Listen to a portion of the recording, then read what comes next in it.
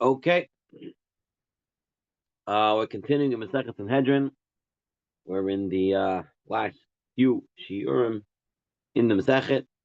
We're on Kuf Zayin Amid Beit, and so that's in the Art Scroll edition of the Art Scroll English edition. It will be on 107B1 as we continue talking about some of the Hedyotot, regular people who don't have a chelik in Olam Haba.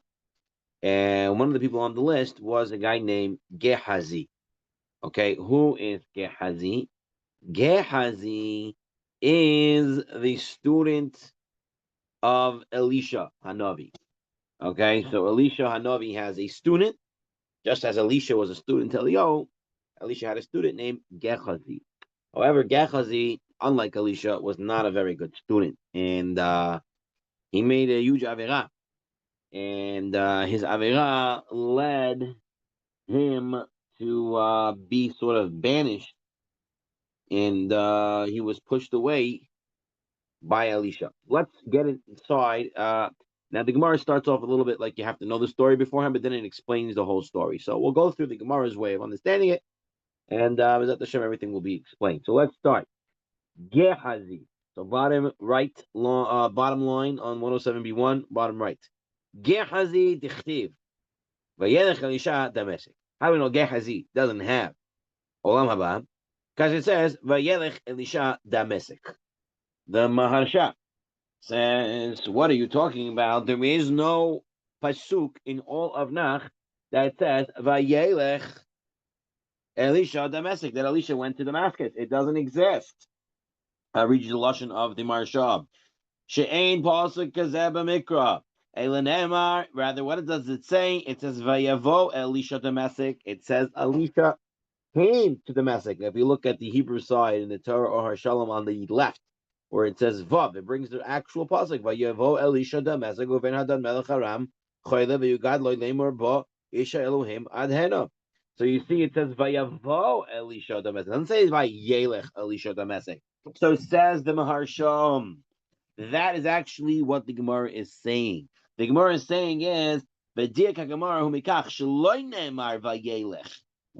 does it not say Vayelech, says the Gemara? It should have said Vayelech Elisha Damesek. Usually you don't just say someone just showed up somewhere. You say he went to that place. So Vayelech should say, why doesn't it say? Oh, you know why it doesn't say Vayelech, says the Maharsha, Shelo Haita Halichato L'Damesek Kedei L'Mshoch Et Chazael HaMelech Al Aram. To tell you that he didn't go to make Chazael the Melech of Aram. That wasn't his job there. Because that's what you learn in that parsha where it says in that episode where it says Vayavoy Elisha Damascus. Ela hayatam achar lahila chasoi. Rather, this was another reason afterward that he went. It was an after reason.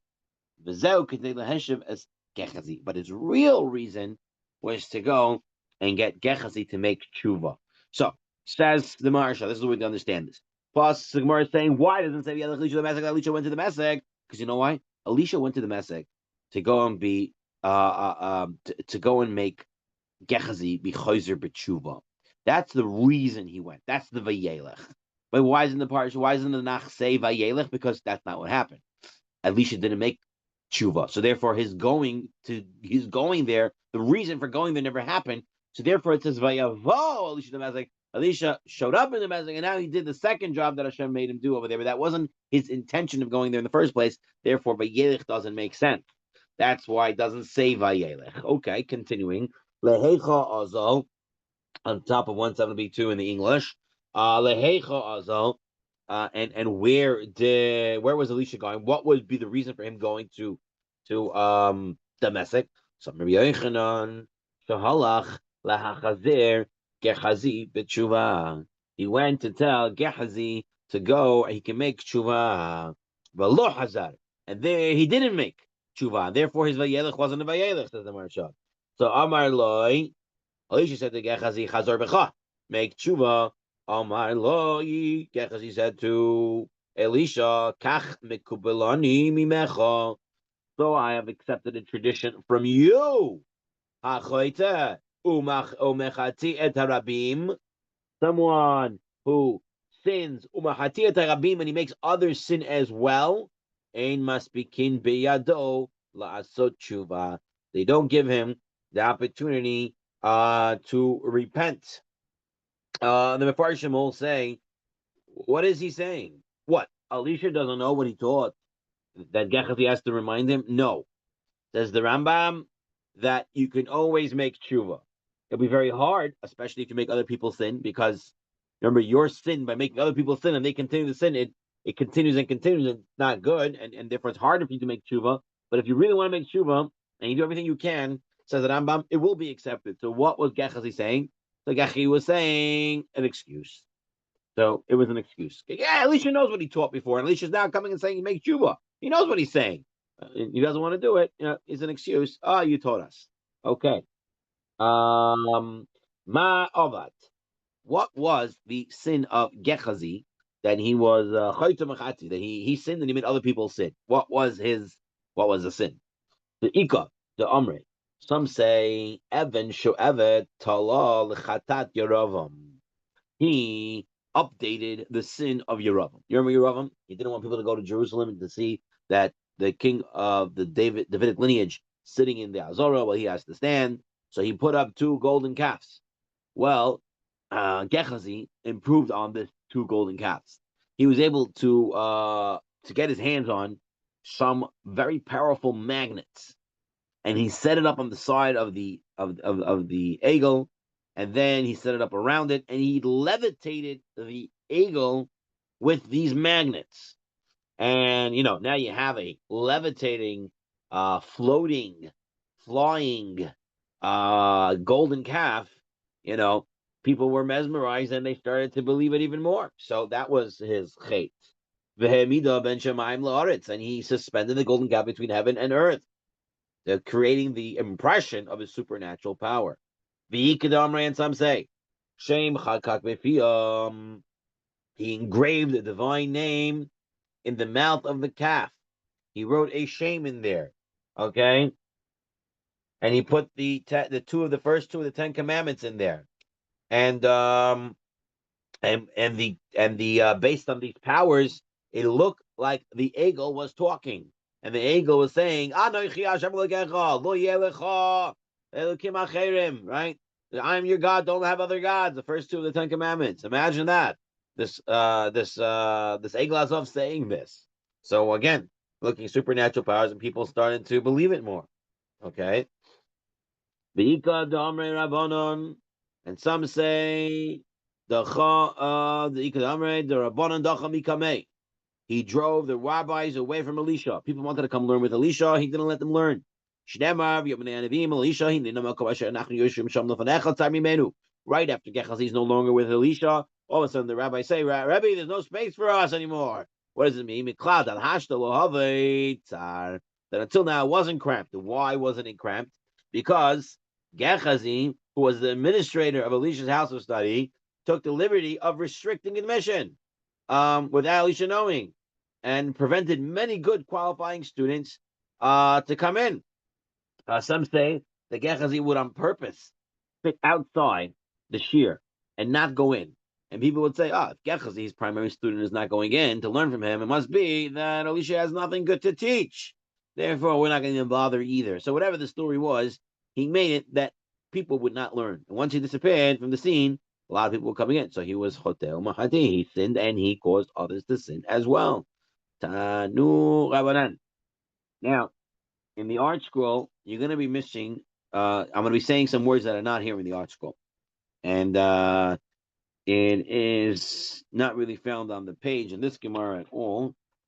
But if you look in other Gemaras, they do bring in what we're about to learn, which is a little bit about a guy named Yeshu HaNoitzri, which some want to say is what's his name? Some want to say is Jesus. Okay, so it's not in your Gemaras because they were censored out. But we have Gemaras from prior the censorization of the Christians in Europe.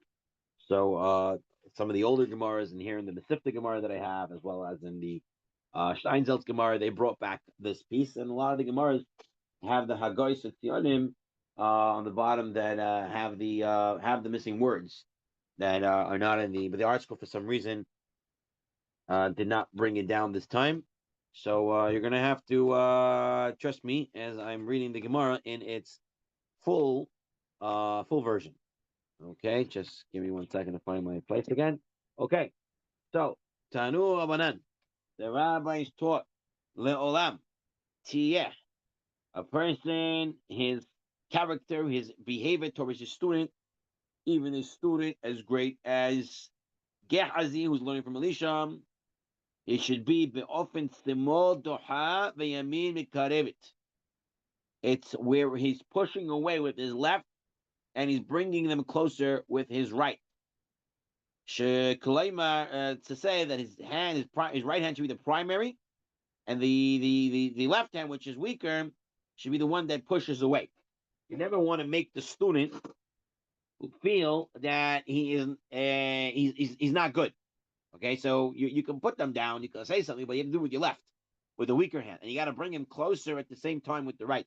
Rav Simcha Wasserman, would say, if you think about it, if you push with your left and you bring closer with your right, you're going to turn him around.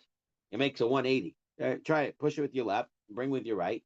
So imagine he's there. You're pushing his left shoulder and you're bringing his right. So what do? You just turn him around. And that's a Rebbe's job, is to turn him around. That's in note 21 in the brackets. If one pushes another in the second paragraph, one pushes another with the left hand, pulling him right there, he turns the other person around.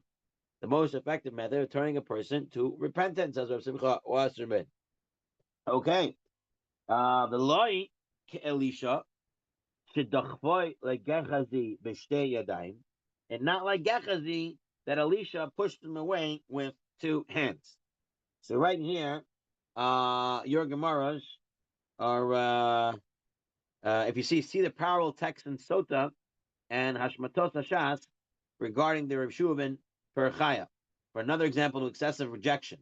So the article mentions it in the note, but it doesn't actually bring the words. So I'm going to bring the words in the actual Gemara. V'loi Yeshua ben Perachia, not Yeshua Perachia, shedachfu leyeshu hanoitzri, who pushed away Yeshu hanoitzri b'shtei yodav, with his two hands. Okay. Now, number one, who is this Yeshu hanoitzri? So it's a machlokes Rishonim really of who Yeshu hanoitzri in the Gemara is, or at least this Yeshu hanoitzri in the Gemara. So the Meiri says, She'ein zeh Yeshu hanoitzri. This is not Jesus that everybody from the Christian religion. El Rasha acheret sheshamu Yeshu, sheshmo Yeshu. There was another Rasha. His name is Yeshu, not this Yeshu. Why? What's his proof? שהרי ישוע בן פרחיה היה מהדורות הראשונים שבבית שני. Yeshua ben Parhaya was a rabbi who lived in the earliest of generations in the second bayit. Ve'ilu Yeshua Notzri haya b'sof yemei habayit hasheni. Whereas Yeshu HaNotzri, this Jesus character, he is in the end of what's it called, of the Second Temple era. But the Abarbanel in his Sefer Ma'aneh Yeshua, he says, no, this Yeshua Notzri is Yeshu. Is Yeshu. Haya Talmido Sheshu ben Parhaya. And he was a student of ben Parhaya. V'nahareg harbe shanim lifnei chorban habayit hasheni. And really, he was killed many, many years prior to the destruction of the temple. El shetalmidei Yeshu, but rather the students of Yeshu, iharot ezeman, harigato, va'amru shemayek samuk l'churban. But they, his students, they messed up the dates on purpose. They wanted to make him as if he died much later, right? To say that the destruction of the temple was based on the fact that Yeshu was killed. And so Machlokes Rishonim, is the Yeshu mentioned here Yeshu, or is he another guy by the same name of Yeshu? Okay. Now you have the next piece in the Gemara. Gehazi. What was the story with Gehazi? Where did Elisha push him away with two hands? It says,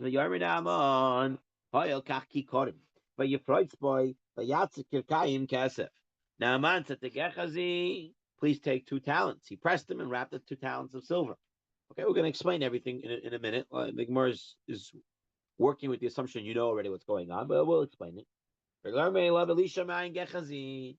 Elisha comes to Gehazi and says, "Where were you?" And Elisha says, "I didn't go anywhere. I was here the whole time." And Elisha says to Gehazi, "What are you talking about? Do you think my heart was not with you when you went after Naaman to ask for money? You think my heart wasn't with you?" That's a very important line right there, right? The Rebbe's heart is with his student. Wow. Is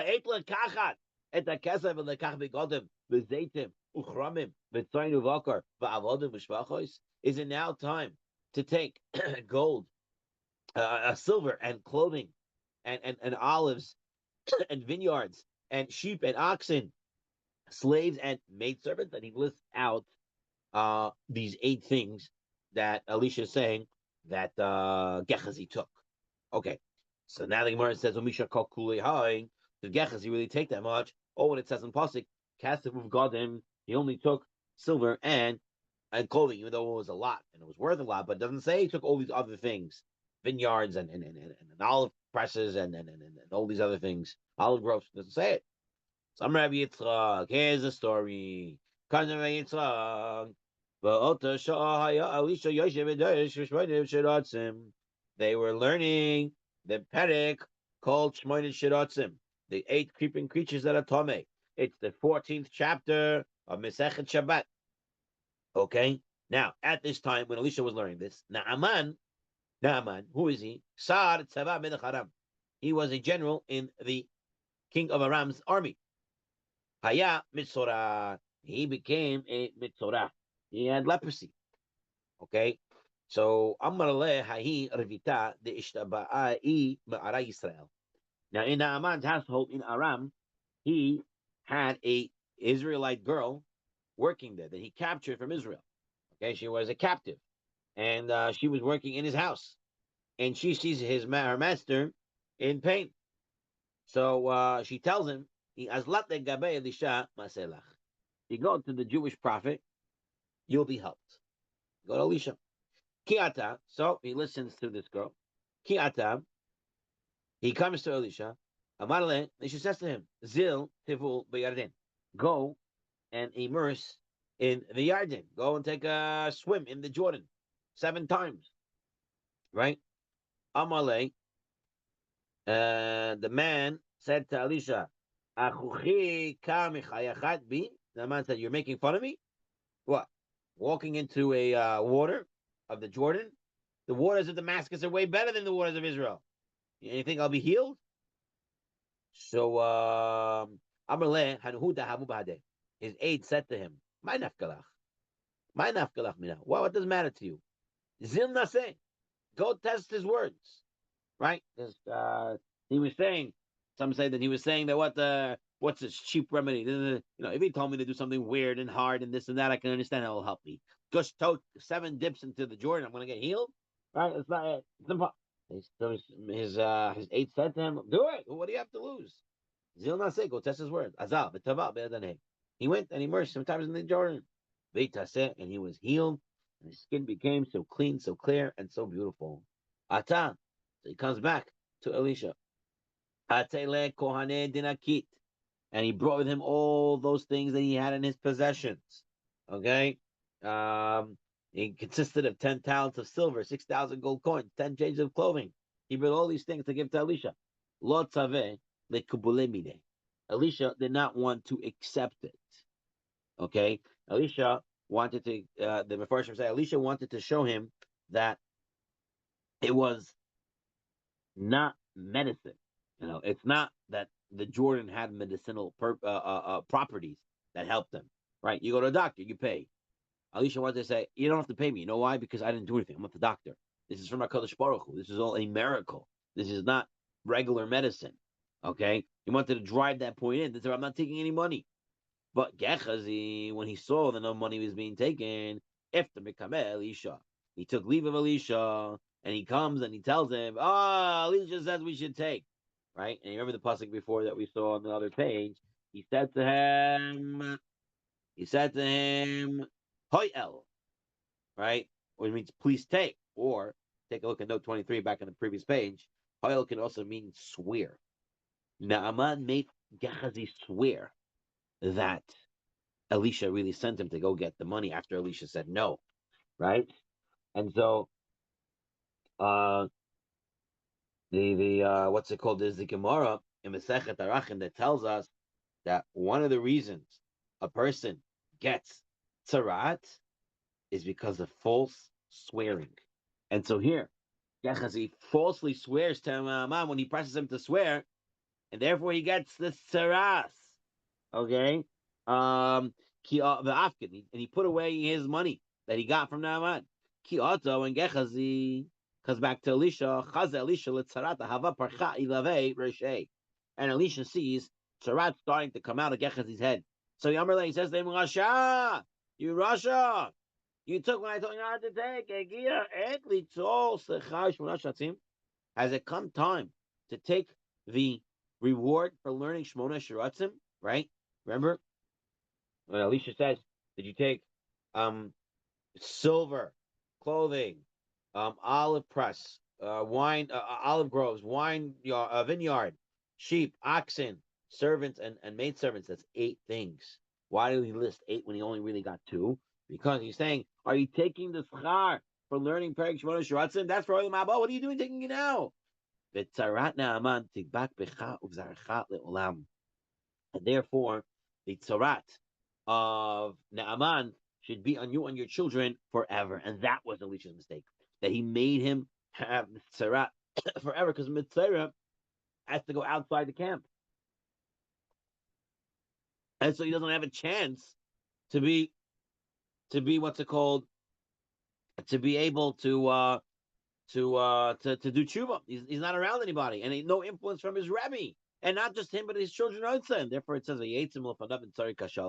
he left in front of him like a leper, as white as snow. Therefore, it says, when it says, in later Renach, it says 4 people who were sitting at the opening of the gates, and they were Mitzarim. Who were they? And that was the mistake of Elisha, of pushing him too far and not being able to keep him around and to make him chayzer b'tshuva.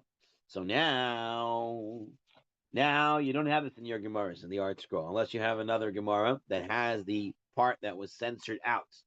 Now we're going to come to the story of Yeshu Hanoitzri and his Rebbe Yehoshua ben Perachia. Okay, again, the Machloket Rishonim, is this Yeshu in the Gemara the guy that's known as Jesus or not? Okay, Meiri says it's not. Barbanel says it is. And by the way, it's like a 200-year period difference if you're saying it is. Right, because Yeshu ben Parchia lived about 200 years, we know for sure, before when people say that this Yeshu guy from the Christian religion was around. So, again, it's a Machloket Rishonim, but let's see the Gemara. The Gemara that was forced out of our Talmud by the censors in Europe, and now we get to learn them again. Let's see. Yeshua ben Parchia Mahi. What was the story of Yeshua ben Parchia with his student Yeshu, that he pushed him too far away? Kad Katlinu Yanai Malka Lerabonim. There was a time period, and during the second Bayit, where Yanai Hamelech, the king Yanai, started to kill all the Chachamim, right? Yanai wanted to be a Kohen Gadol, and he had Kohanic lineage, but he was apostle of Kohen. He wasn't allowed to do it. And the rabbis told him, you can't do it. And he didn't care. He went and he did it. And the rabbi said, you can't do it. And then people started throwing a strigim on him. And he started to kill people, and then he started to kill the rabbis. And a lot of rabbis had to go into either hiding or run abroad or run away, right? Go over the border. So he started killing these chachamim. Also, Yeshua ben Parcha, Yeshu, his student, Le'ir Alexandria Shomitzrayim. Yeshua ben Parcha and his student Yeshu, they went to Alexandria in Mitzrayim. And the Gemara has to say Alexandria Shomitzrayim because everywhere Alexandria the Great went, he always made another city named after him, Alexander. So he went to Alexandria Shomitzrayim, which had a very populous Jewish community for a very long time. Kihav and Shlomo, when there became peace, and King Yanai stopped killing the Chachamim, and Rav Shimon ben Shetach was able to come out from hiding. So Shalach le Shimon ben Shetach. Shimon ben Shetach sent to Yeshua ben Parchia a note or a telegram, whatever you want to call it, and telling him, Mini Yerushalayim Kodesh, Lichi Alexander Shematzayim, Achoti Bali Sharu B'tochech Vanochi Yoshevet Shomema. Listen, you got to come back. Yerushalayim needs you. So come, Ata. He got up. Shimon ben Parchia got up. And he went. He was going back to Yerushalayim from Egypt. Itrameh lehahu ushpiza, and he goes and he stops off at a inn, at a hotel. So Abdullah karatuvah, and they made for him a very nice meal, and they made him a lot of kavod. So Amar Yeshua ben Parhaya, kama yafa chsaniyah zo. How beautiful is this hostess of this inn, that she's been so nice to us, that she's been taking care of us. Kama yafach sanyazo. How beautiful is this hostess? Now, so Amarle, so Yeshu, here's his Rebbe say how beautiful this woman is. He thinks he's talking about the external beauty, the skin deep beauty. And he says, Rebbe, she's not beautiful. Einea terutot. Her eyes are narrow. Okay? Her eyes are narrow. And that's not a beauty standard. So Amarle, so his Rebbe Shua Parchi says to him, Rasha, you think I'm looking at her skin? What are you doing looking at a married woman? In fact, I'll just mention as a side is that the Gedolim, when they see something else, right? Yaakov Avinu sees wagons. He doesn't see wagons. He sees the Eglah Arufa that they were learning with Yosef. They say in the Kubalim, when they see food, like the Baba Sali, he didn't see food. He didn't see a party. He saw an opportunity to make tikkunim. He saw an opportunity to bring people closer to Torah and to learning and stuff like that. And Rav Schwab writes that when you see another Jew, you shouldn't be seeing their skin or how they look, but rather you should be seeing what? The neshama, right?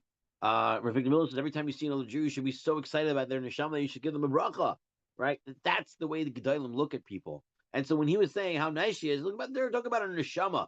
But Yeshu is not on that level of a gadol, right? And he sees only skin deep, and here he messes up, right? And so what did Yeshua ben Parchia do? Apik arba mea shipurei b'shamtei, gets 400 shofar blasts, and he puts him into excommunication. And Yeshu would keep coming back and saying, please, I'm sorry, make tshuva. Bamalei Kablon and says to him, please accept my tshuva. And lo have kam mashkachbe. And Yeshua ben Parchia didn't accept his tshuva. One day, Yeshua ben Parchia is saying Kriyat Shema, and Yeshu comes. Yeshu comes, and some of the Kubule, and that's the day that Yeshua ben Parchia decided, you know what, I'm going to accept his tshuva finally. Right after I finish Kriyat Shema, but he had to tell him, hold on, Achavei lebidei. So he told him with his hand, hold on, trying to give him a signal that, wait 1 minute, I'm going to accept the tshuva. But Yeshu was upset. He says, my Rebbe's pushing me away again. He's not even talking to me this time. He's pushing me away with his hand. Azar. So he went. Zakaf levinta ishtahavala. He put a brick, stood it up, and he said it's an Avodah Zarah, and he bowed down to it. Whether he took a stam brick or he took a brick that was actually an Avodah Zarah brick, whatever it was, he went and he showed that he's no longer keeping Judaism. And afterwards, Amalei, Yeshua ben Parchia comes to him and says, Hadabach, come back, do Choseh b'tshuva. Listen, I'm ready to accept you. Don't go away now. Amalei, Yeshua said, Kach mikabulani mimecha. I accepted this from you teaching. Anyone who does sin and causes other people to sin, they cannot make tshuva. And basically, just like Gechazi said, right? And again, you could really make tshuva. Excuse, already did too much sins, can't come back, and therefore he didn't come back. And Yeshua ben Parchia is being criticized by the Gemara, by the Chamim, that he pushed him away too far. He should have accepted him. Shouldn't have kept pushing him off. But Omar Mar, and they say Yeshu Keshif. Yeshu would use magic. The Hesit v'Hediach Yisrael. In this way, he caused the Jewish people to stray. Right? He performed all these miraculous events using magic and making people believe into him via these supernatural events. Okay, so that was the censored part of the Gemara that Baruch Hashem, we were able to bring back and learn the Gemara in its fullness. All right, let's go back into what we have, which is all the Gemaras have. Okay, Tanya. Amar Rabbi Shimon ben Elazar. Yetzer Tinuk Ve'isha. The Yetzer Hara that deals with relations, with procreation, and a child and a woman. Not only did we say by the students, you have to push them away with the left and bring them closer with the right, but really, this is everywhere. This is with your Yetzer Hara, this is with a child, and this is with a woman. The Yetzer Hara, right? Yetzer Hara for relations with, for intimacy with a woman. You cannot push it away completely. Push it away completely either. A, number one, there won't be anyone left in this world. B, it usually backfires. Okay, if the person tries to be too machmer and these things, it usually backfires because the person has a natural need for these type of things. Therefore, you have to push it away with the left and bring it close with the right. Yeah, it means you have to know when to use it, how to use it, where to use it, and when to do a b'kedusha. Okay, Tino, same with a child. You're never gonna get through with a child if you are screaming, yelling, and hitting and stuff like this, and calling them imbeciles and retards, and wish you were never born, whatever nasty words people say. Number one, it might work for that second, right? Because everyone wants the thunder and lightning to stop. But in the end game, kid's not going to listen, and he's not going to have any respect for the dad. So yeah, you have to give them a pacha, or yeah, you have to give them a knock or whatever it is, and you have to maybe put them down a little bit, for their own egos and for their own safety and stuff like that. But at the same time, you have to bring them closer, right? How could you do such a thing? What were you thinking? And then, oh, you're such a tzaddik. You're always so good. This is probably a one-off, something like that. You have to know how to do it. And the same thing, the Gemara says, is with a woman. A woman is not a man. As much as the now the world is coming back with Trump, it's coming back to some senses. But in a lot of circles, people want to think that a woman is a man. They're not. And you can't talk to them the same way. Two guys learning Gemara as Charusas, you can scream at the other guy, "You crazy? What do you think? Are you out of your mind? You're an imbecile." You can say these things. But it's how you learn. You can go strong with another guy. But imagine learning with your wife and saying, what do you think? You're out of your mind. What? You can't say such words. It doesn't work, right? With the woman, you have to put her in her place. So whatever teacher, it has to be done little pushing with the left and bringing much closer with the right to make them in the proper turn. There's a lot we can speak about this, but let us continue. Tani Rabbanan. Shloisha Chalaim Chala Elisha. Elisha had 3 sicknesses. Echad Shigira Dubem Betinokot. Once, when there were some children that were making fun of Elisha, he caused bears to appear, and they killed out all these children. Now, we learned that these children, their mothers committed sins on Yom Kippur, and they were all bad from the start. But Elisha was still punished because he shouldn't have pushed them away so hard and making them all die via these beer situations. So he got sick because of that. And one was on the account of pushing Gehazi away with 2 hands, right? And one that he died for. Shneimar, Elisha chala et chalyo, asher yamut bo. Okay, so says Rashi, if you take a look, chala chad. When it says chala, that's his one sickness. Chalyo trey, that's the second sickness. Asher yamut bo, that he died from, that was the third sickness that Elisha had. Now, a little bit about sickness, a little about aging. Famous Mamer Chazal. Ad Avram lo haya zikna. Until Avram Avinu, there was no old age, meaning you didn't physically look older. Maybe there was no wrinkles, there was no gray hair, there was no balding, whatever it was. There was no aging process. You looked the same as you did when you were 20, you're 60, when you're 80, whatever it was. Now, what was the problem with this? Anyone, so Avram thought it was Yitzchak. So everyone thought, so Yitzchak thought it was Avram. Thought Avram. So imagine they're coming to Yitzchak and they say, Yitzchak, you remember we learned in yeshiva today? She's a student, right? And then they come to Avram and they talk to Avram as if he's a student, Yitzchak. And they come to Yitzchak and say, oh, Avram Avinu, you're such a special guy. Teach us, come on. You got to have the right. You have to know who you're talking to. And people keep making mistakes. So, but So Avram Avinu, daven that he should have old age. He should look old, visible signs of old age. Abraham Zaken ba bayamim. Abraham became old, well on in his years. That's the first time, and that's the that his beard turned white. And if you think about it, and I'm gonna be down for it, right? It must be a good thing. So it is a good thing because in the world, people who get older, right? They have white in their beards, white in their hairs. They what's it called? They look more sages, more wisdom. They're more calmer. People trust them more. People rely on them more. They look more responsible and stuff like that. And guys, I'm not saying the guy young and his all black hair. It's different. You think about it. Look at a rabbi who was with completely black hair versus a black rabbi who has some white or a lot of white. It's a different feeling, right? It's a different appreciation. That's Avram Avinu right there. That's what he's diving for. Okay. Ad Yaakov lo hava chulsha.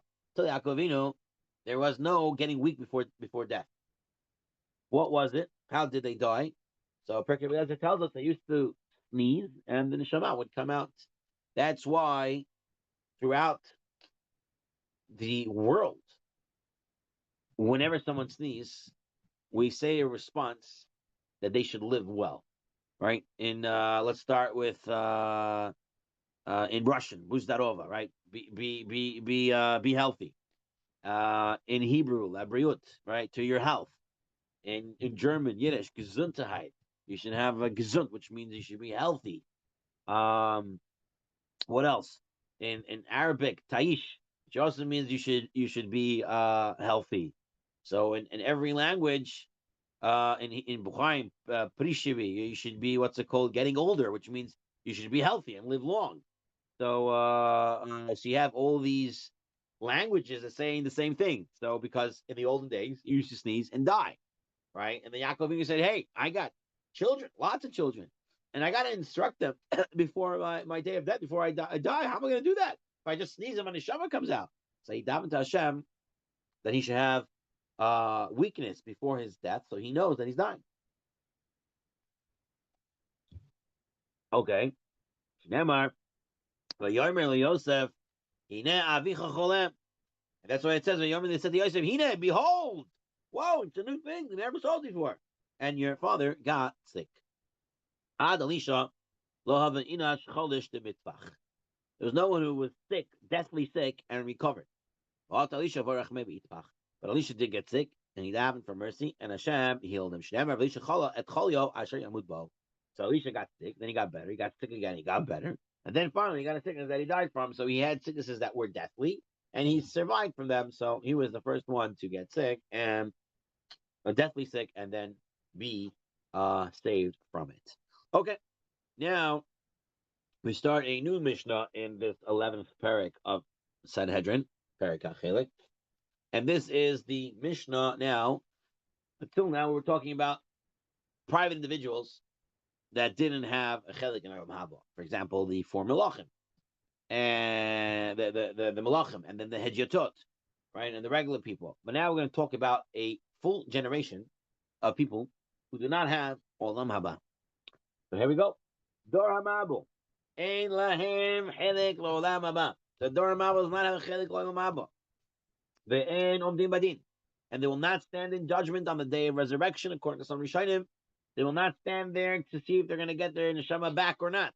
They're not there at all. No judgment, no spirit. They're not coming back. They're completely gone. No olam haba, no resurrection, nothing. Now, It's really should be pronounced Dor HaPelaga or Dor HaPalaga. But in the Yeshivish world, we call this generation the Dor HaFloga, which is grammatically incorrect. But we're going to say it anyway. Dor HaFloga. They don't have a Helik L'Olam Haba. Who's the Dor HaFloga? This is the generation of dispersion. This is the one that they built the tower to fight against Hashem. Hashem had to disperse them throughout the world. Shneimar, because it says, "Vayafet Hashem otam misham apnei kol haaretz." Right? Uchtiv umisham hefitzam. So how we understand it? Vayafet Hashem otam. Hashem dispersed them ba'olam hazeh, on this world. Umisham hefitzam Hashem ba'olam haba. And Hashem dispersed them in olam haba. They have no place in the world to come. Anshe Sedom, the people of Sedom. No surprises here. And they don't have any Hayuk olam haba.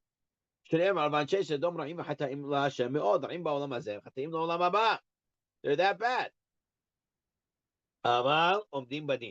But says the Tanakama, they're going to stand up in judgment during the resurrection, during Tchiyat HaMitim. Not that they're going to come back, but they're going to stand in judgment during that time. No. The Dor HaFlaga, Anshe Sedom, no one is coming back. They're not standing up in judgment. We don't even need to do judgment. They're gone forever. Shneimar, Ken lo yakumu l'sha'im b'mishpat v'hade'im b'dal tzedikim. The wicked will not stand up in judgment, and the sinful in the congregation of the righteous. Al ken lo yakumu l'sha'im b'mishpat. The Dor HaMabul. The Dor HaMabul will not stand up. V'hade'im b'dal tzedikim elon Anshe Sedom. And Hade'im, the time tzedikim, they're not going to stand up. That's Anshe Sedom. And Amrulo, the Tanakhama said to Nehemiah, you're right, they're not going to stand in the congregation of the righteous, but they're going to get up and they're going to be punished with the Risha'im. So, Chase Edom, according to Tanakhama here, they're going to get up, but they're going to be punished again.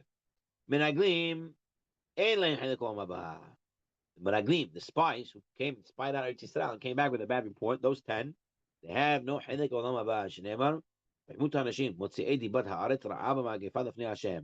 וימותו בעולם הזה. And they die means and they die in this world. במגפה לעולם הבא. Now comes the hardest piece to understand. דור המדבר. The generation of the desert. Right? Or we're learning right now in the Torah.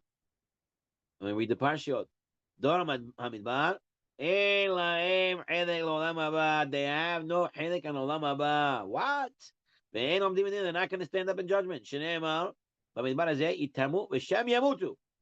be consumed and there they will die. This is the words of Rabbi Akiva. This is what he's talking about.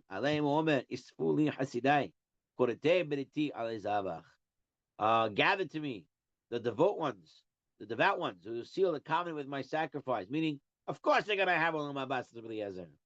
Another case. Adat Korah. And Atidal Alot.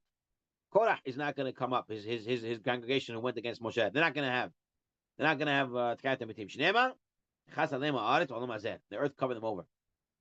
And that's Olam Hazeh. They're gone. And they were lost from the congregation. That means the Olam Haba. Rabbi Akiva. Again, these are the words of Rabbi Akiva. Rabbi Eliezer Omer. But Rabbi Eliezer says, Aleim Omer. This is what Hannah said in Sefer Shmuel when she was giving thanks for her son Shmuel being born. Hashem mimit umahyeh morid she'ol v'ya'al. Hashem kills and brings to life, lowers into the pit and lifts up. He lowered Korah into the pit, and he's going to pick him back up. So he's going to have Yatamitim. He's going to come back.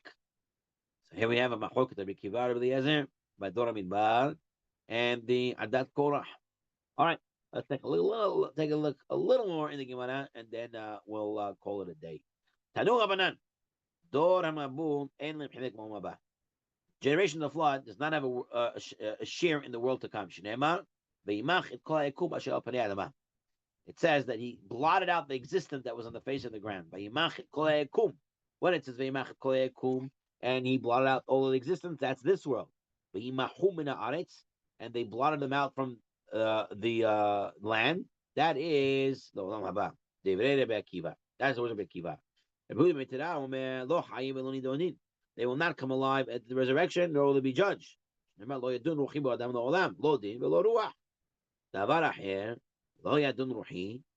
My spirit should not contend. Lo shelot tiyeh nishmatan hozer lindana. Their soul will not go back into the sheath, like a sword goes back into the sheath. The soul will not go back into the sheath, which is the body. Rabbi Menachem bar Rabbi Yossi Omer, afilu b'shah shakadosh baruch hu machzir neshama l'kol nishmata kasher lehem begehinam. When Hashem puts the other souls back into the bodies, their souls will be harmful to them in Gehinam. Shnema taharu hashash tiladu kash uchachem esh tochalachem. You should be conceived of chaff, born of straw. Your fiery spirit shall consume you. Referred to the wicked generation of Ad, an extraordinary happy life until the flood washed them away. And so, according to Menachem, they will be resurrected, but will suffer great punishment than other sinners, for their souls will destroy their bodies. So says the Ad Ramah, their soul will go back into the body, but then the soul will be so punished, the whole body will be destroyed via the soul coming back into the body. So machlokit, are they going to come back? Not going to come back? Fine. Tanu Rabanan, Dor HaMavul. In the end of the day, everyone agrees they're not going to be around. Question is, they come back for a second or not? Okay. Tanu Rabanan, Dor HaMavul, Lo Nitga'u El Bishvil Tova Sheshpi Alehem HaKadosh Baruch Hu. Why all did this happen with the Dor? Why they became so bad, this generation of the flood? You know what? Of course, God's fault. Well, how is it God's fault? God gave them everything that they needed, and they had it so good, and so they took everything for granted, including HaKadosh Baruch Hu Shalom, and they all became so bad. Let's see.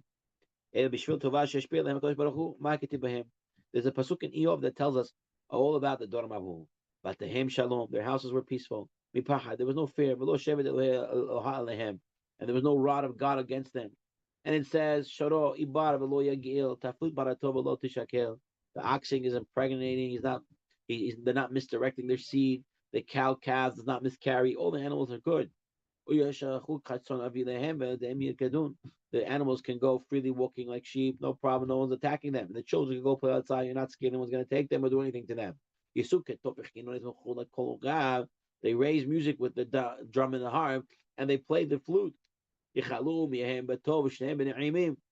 live out their days in comfort, the years with pleasantness, and they live a long time too. And they had everything pleasant. And then they go down to the grave in 1 second. Either they have it so good that they don't even have weakness, no pain, no sickness. When they're done with their hundreds and hundreds of years of life, they just die. Or this means that because they did everything so good, and they had it so good, and they made all these sins, their death happened instantaneously. This caused them to say to God, Sur mimeru, Hashem, leave us. We got nothing to do with you. Who is God that we should serve him? And why would we accomplish by approaching him in prayer? What's the point? We have everything. Do we need anything from God? Only thing we need is rain, water supply. We don't even need that anymore from God. We have rivers and streams, and we can do irrigation and bring them to where we need it. I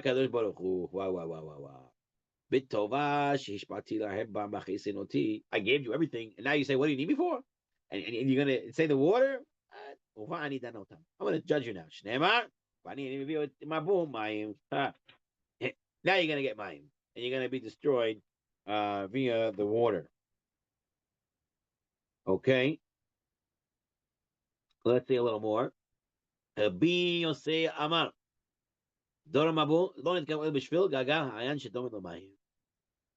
of the generation of the flood became arrogant only as a result of the freedom they exercised with their eyeball. Whatever they saw, they took whatever they wanted, which it resembles water. Okay, the eyeball, it looks like water. Look at note 36. The ocean, which surrounds dry land, resembles the white of the human eye surrounding the pupil. Since the members of the generation opened their eyes too widely, exposing the white of their eyes, God punished them by kind by using water. Ayin means eye. Mayanot means like wells and water sources. Okay, so let's see. Any woman that they saw they liked, they just took them for a wife. They just picked them up and said, "You're my wife now." Whatever they saw with their eyes, they took. The fika down to mayim. Shedumet nekegel ha'ayin. Shnema nikvu kol ma'inot tehemot rabah. V'aramot hashamayim niftachu. Amar Rabbi Yochanan. Dor mabu v'rabah kilkulu. You know why they got in trouble? Because of the word Rabbah, great. Rabbah, nidonu, and they were punished greatly too. Great was their wickedness. And they were punished greatly also. Okay? There again, this goes back to the key of moderation, like we spoke about the left and the right hand. This is another thing. The whole sin was because it was great. They had it too good. You know, it's good to have good in life. But we spoke about it many times in the past. Men only grow via challenge. So it's good to go on vacation 2, 3, 1 week, 2 weeks, whatever it is. But afterwards, you have to. And when you're on vacation, you're a king. They're coming, they're serving you, and everything's being done for you. But afterwards, you got to get back into the grind, right? Because if it's too good for too long, it becomes you kick and you not anymore nice. Okay, so this is a rabbah. Everything was taken out of proportion. Everything made greater. Shlosha nishtaru mehem. 3 of them remained after the flood. These great sources of water that burst forth from the ground. 3 of them remained open. 3 of them, at least in Eretz Yisrael, remained open. Bula'ah de Gadir, the whirlpool at Gadir. Okay, the Hamed Tiberia, and the hot springs of Tiberias. The Einea Rabati de Viram, and the great fountain of Beiram. And if you take a look at note 40 in the third paragraph, he brings out from Margolis Hayam, says that the Flavius Josephus in his book Wars of the Jews mentions the remarkable natural spring at Beiram, which he said had twin fountains. One was coming out ice cold water, and the other one extremely hot. And people used to come there from all over, and it was used for medicinal properties. So these natural phenomena, like the hot springs waters of Tiberias and other places in the world, says the Gemara, are the remainers, they're remaining from the time of the Mabul when hot water was bursting out of the ground. And Hashem left it in order because it needed to be used, and the people will need it in the world at this time. Okay, so this is where we're going to get up to. And Bezrat Hashem, the next time we learn, we'll continue from here. If anyone has any questions, we can take them.